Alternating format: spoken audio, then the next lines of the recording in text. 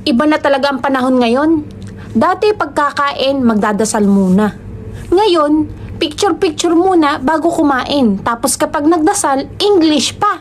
Kaya yung biyaya andun sa Amerika.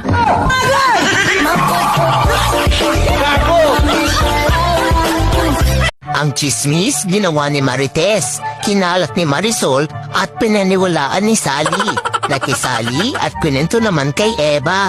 Ayun, paiba-iba ng kwento. Yung Marites ka na nga, pakilemera ka pa at inggitera ka pa. Ano yun? Collect them all?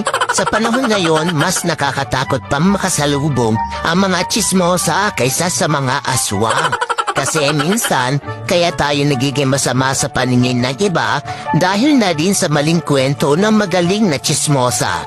At isa pa, kaya hindi sila nawawala ng topic dahil pag wala ka, ikaw naman ngayon ang sunod na